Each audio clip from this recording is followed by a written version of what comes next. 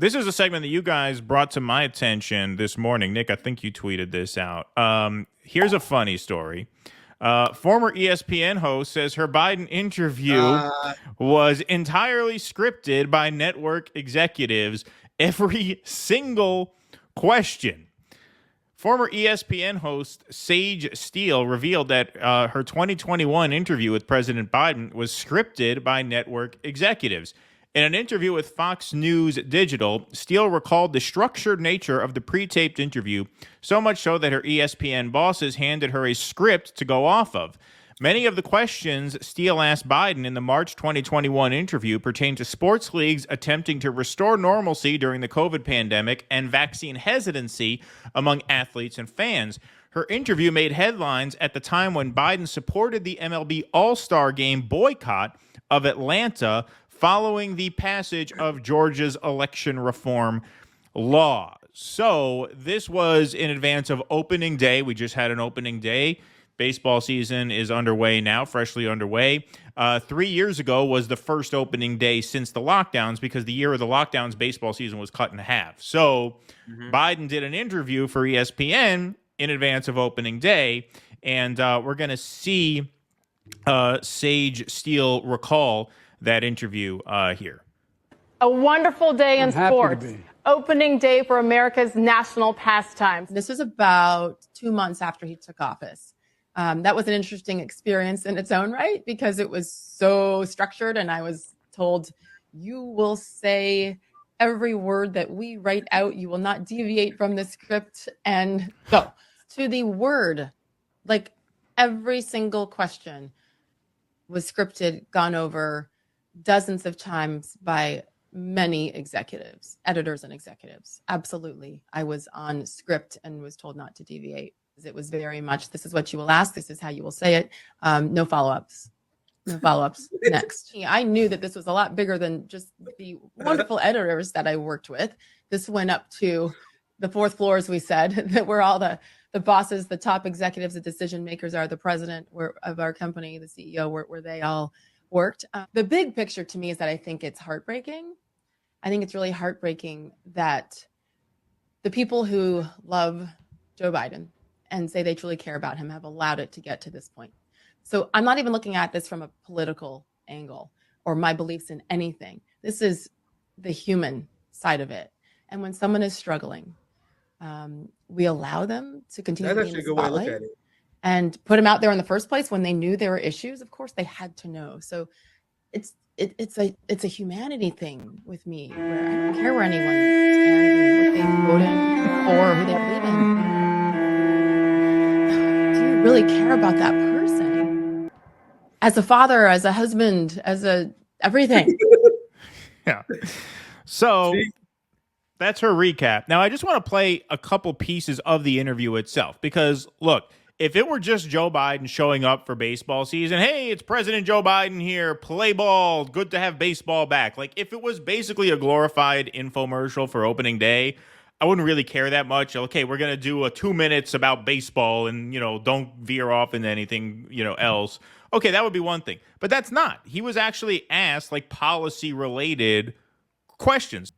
Sports and politics cross paths sometimes. That's exactly what happened last week in Major League Baseball. Tony Clark is the executive director of the Major League Baseball Players Association. He said he would, quote, look forward to discussing moving the All-Star Game out of Atlanta because Georgia Governor Brian Kemp signed into law a bill passed by the Republican-led state legislature to overhaul how its state elections are run. So, Mr. President, what do you think about the possibility that baseball decides to move their All-Star Game out of Atlanta because of this political issue? Very deeply serious topics here. Yeah. I think today's professional athletes are acting incredibly responsibly. I would strongly support them doing that. People look to them. They're leaders. Look at what's happened with the NBA as well.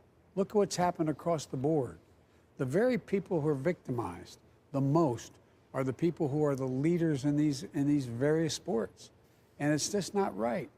This is Jim Crow on steroids, what they're doing in Georgia and 40 other states. What it's all about. Jim Crow, Imagine passing a law saying you cannot provide water or food for someone standing in a line.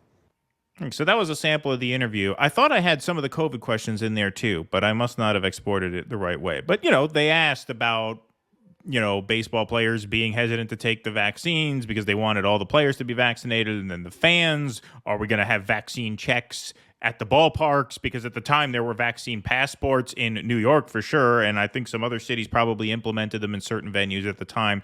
So he was answering those things. So this was like a pretty policy specific interview as ESPN goes. It's not like they were just yucking it up to promote baseball season. So if you're answering those kinds of like policy questions, that should not be scripted. That should be candid. That should be a candid interview. If it was just an infomercial for baseball, it wouldn't be a big deal in my eyes, but it wasn't. It wasn't. As you can see, he's opining on the Georgia voting laws. He's opining on the COVID vaccine stuff. Like, those should be candid. That should not be scripted. And you could tell it was obviously scripted. The way he was answering that question sounded like he was memorizing a script. So go ahead. Yeah, are we surprised? Are we surprised that this was scripted? I'm not necessarily surprised. It's just a soundbite. It looked like she went on Fox News to talk about how this was scripted, but to me, just hearing some of the things they talked about kind of tips it off to me, like talking about COVID. I don't know if an ESPN host, independent, if they can ask whatever they want to ask of a president that's coming on for opening day. I'm not sure those are the types of things that they would bring up to talk about, independent of being suggested what to talk about. Like, independent of that doesn't feel natural for specifically like what they were talking about. What they said, was it the Georgia governor? Or the Georgia governor? It was the Georgia election law where you weren't allowed to hand out water on the line for people to vote. Yeah, like that, for example. Like, why would ESPN, who have donors on both sides, which is Disney, why would they sort of try to take a stance on the red-blue fight? That doesn't make sense, right, to me. So it makes it seem like that. So maybe I didn't know each word was scripted, but I absolutely felt like, of course, the topics and then what they suggested, what was going to be asked, completely. So this is not at all a surprise, but maybe it's a surprise that each word, because she's saying verbatim, is given to her. Well, that's just an indication that he can't improvise, which is what she talked about in the second half of the first video that we played. Like, it's elder abuse to send this guy out there who can't riff. But you're right. I never thought about it from that angle, but it's true. Like, how is it in ESPN's interests to start debating vaccines? Like, why would they want to draw a wedge through their audience like that? It's not a political channel, right? They want to appeal to everybody. They don't want to get involved. So it makes sense that the only way that would come up is if the Biden team gave them a list of questions. Here's what you got to ask as a condition of him coming on. Exactly. That's the exact point that I have. Go ahead. They said no follow-up questions. I was slapping the fuck out of you. No, come on my channel and say I can't ask follow-up questions. Right. You guys see how they just take it? This is why I say we are the most propagandized country in the world. No follow-up questions. The audacity. This is the same thing that they accused Xi Jinping of doing. Yes. The same thing they accused Russia of doing. Yeah, Putin too. You guys know Putin have these long-form, like roundtable style media press conferences and interviews all the time? Do you guys know that Fidel Castro, the boogeyman? He used to have hours-long media scrums. A lot of like CIA puppet questions. He sit there like, bro, I got nothing to hide, bro. Sit there and answer questions for days. And that's what a lot of leaders around the world does. Lula does a lot of long-form conversations. Meanwhile, Biden has to do scripted BS interviews. Nancy Pelosi, God forbid she does a free-form interview that goes longer than 10 minutes. Where she's grilled. You guys see the lowered expectations of our ruling class, and then they walk around the audacity like they have big dick energy, and they can say we can't ask a follow-up question. Right? How absurd is that? They're like Marianne Williamson telling me, "Oh, we only got 20 minutes." Like, okay, I'm going to interrupt you. I'm not going to let you fucking fill it. But people are like, nigga, you interrupted Marianne. She told me she has 20 minutes.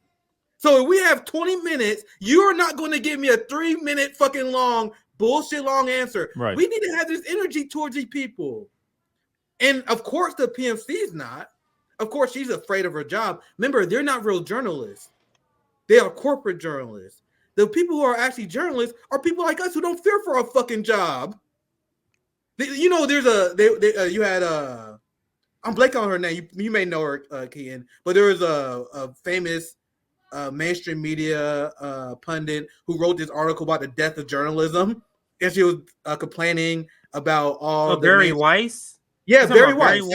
I knew someone was. I didn't know that was her article. No, it was a pretty mainstream a story where she was talking about the death of journalism. Glenn Greenwald did a great segment, like mocking it in only way that Glenn Greenwald could. But the whole premise was, she was like, man, this is horrible. Why are these billionaires laying off all these journalists? This is the death of journalism. Friends, we're living in the golden era of journalism right now, and with the different ways we can get information to people. But according to the establishment, there's a purge because these people are not free.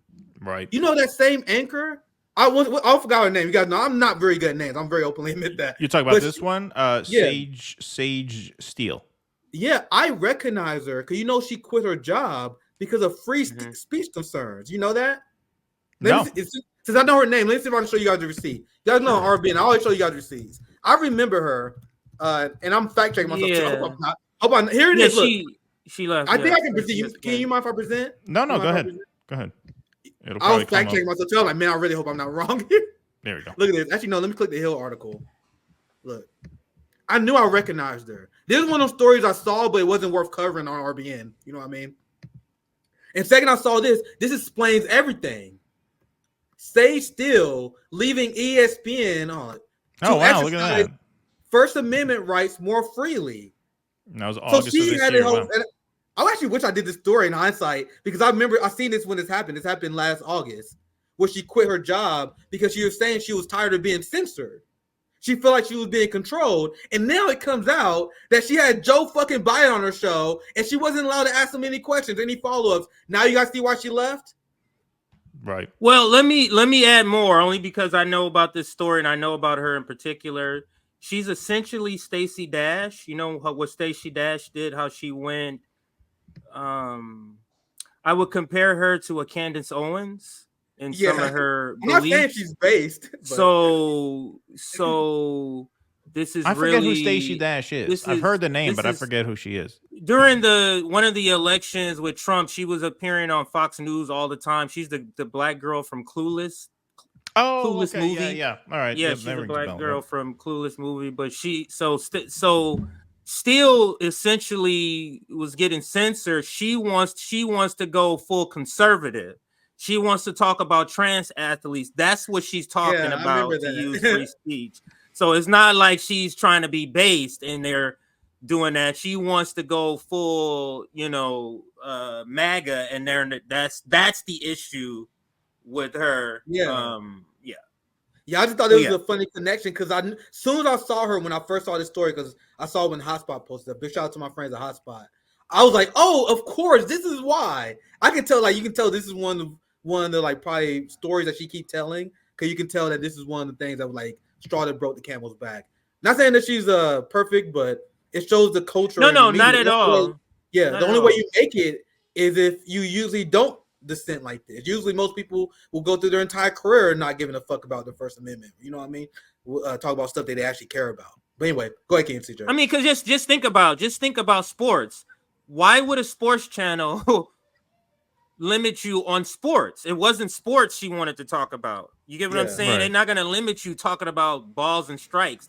What is they going to? Why would they limit you on that? That's not at all what she wanted to talk about. But the broader point that both of you are making and that Sage make, just because she's MAGA doesn't mean she doesn't have a point in this instance, and she's pulling back the curtain to let us know that this shit is scripted. But are we really surprised? Because even mainstream media, let's say not even Biden, they may not be getting a script, but they know if they say this, they're not getting invited back, which is what? Their livelihood. They know if they stay within these bounds, they know if they go hard at this, that they'll get invited back. It's like training a dog. It's just, you reward, and that teaches the dog to do a particular thing. So you reward the person, and then they know, oh, if I go hard here, I know it. And they watch when they're not on the channel, when they can see themselves, they can see the same channel and say, oh, this is what they like. This is the same sort of topics they do. So it's not just scripts that keep people in line of narratives, but it feels like the establishment has to begin to go this far more frequently to make it exactly scripted, because they're losing the narrative. Meaning they can't have any sort of misplaced and it or anything like that. It needs to be precise, Right. because the narrative has been lost. Please clap.